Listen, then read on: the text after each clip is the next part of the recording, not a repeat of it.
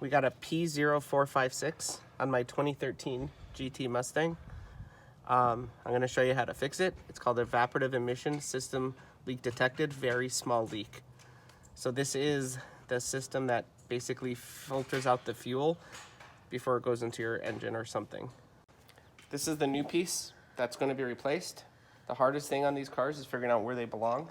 In this case, it's right here. So the first step is we're going to take off the sway bar, and then we're going to take off the plastic cover, the engine cover, and then I'll show you exactly how to replace this. It's about a 10-minute job. I use a 14mm to loosen these bolts. There's just 4, piece of cake, and then take this thing off, followed by the plastic cover. Just give it a good pull. And now you can see the part is right here. You can see there's 2 bolts connected here, and then a little quick release here that I'm just gonna pull. Piece of cake. And then we're going to undo these 2 right here. Ready? These are 8mm. You see the 8? I got just a regular ratchet. Nothing serious. These aren't on that hard. See, that's a good little pull right there. They're long bolts, so once you loosen, there's still a long way for them to go.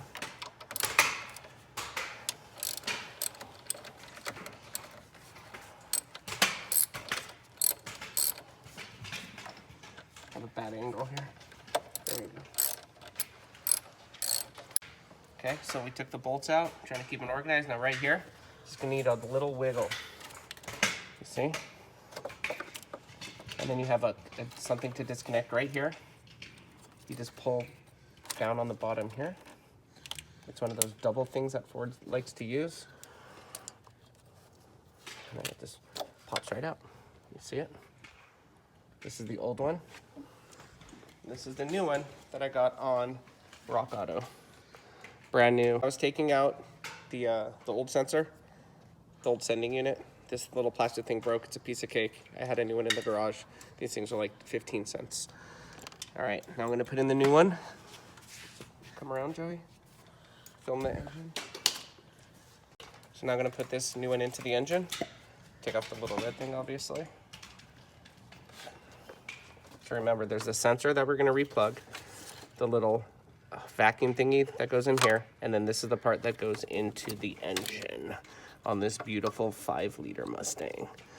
Just gonna wiggle it in until it's nice and secure. All right, let me get the bolts, put them back in. The 2 long 8mm, remember. So get them started with fingers. You don't have to over tighten them, just a good solid squeeze. It doesn't have to be super tight. And this engine has 131,000 miles on it. It's a 2013.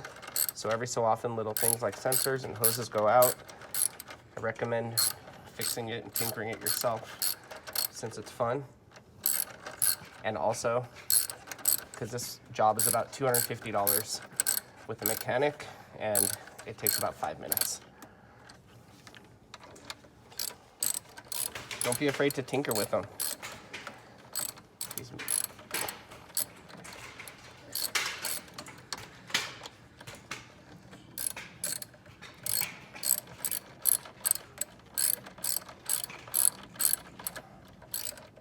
These are really long bolts. And geez Louise. All right, there it goes. It's just enough to, a little tight, not so it's that bad. We're 90% done. Sensor, plug it back in, wait for it to click. Okay, you heard the click. And now the part that stayed there. Another little vacuum hose connector doobie. Put this back here. Put it back on until it clicks. Oh, maybe it goes this way. Yeah, it goes this way, my bad. Cool.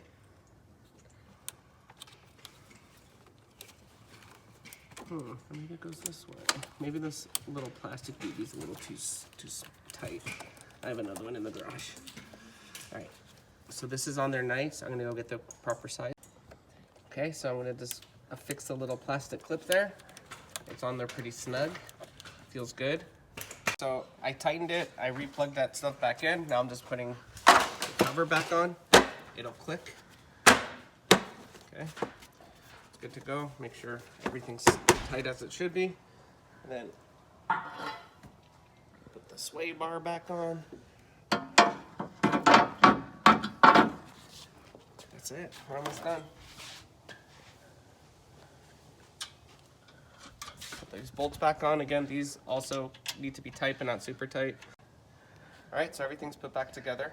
I didn't take the battery cable off for this. Some people will say you should, but I feel like I wasn't touching anything metal, so I didn't. So this is reconnected. This is on here nice and snug. All the tubes look nice and good. So we're gonna go inside and clear the codes now.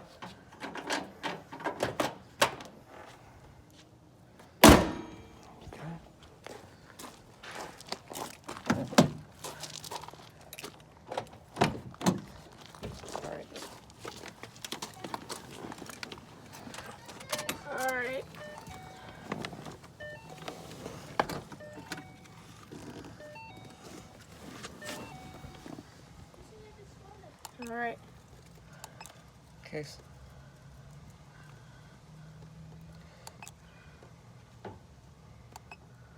Okay, so I'm gonna erase the code. I'll drive it around for a couple minutes and it should be good to go. All right, let's. So Sebastian's gonna start it up. Hold on, let me go to the other side. Fast. Unlock the door. Oh.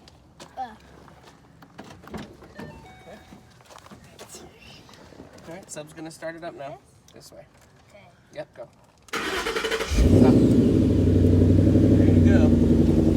So the warning light's off, but that's just because I cleared the code. But we'll drive around for a little bit, go do some errands, and the light should be off. We should be good to go.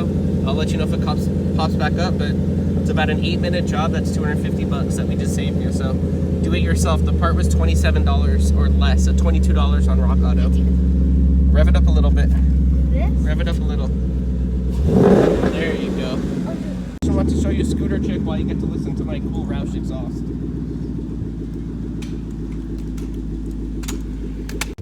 Okay, we're gonna take it and drive around for a couple minutes. We'll let you know how it goes.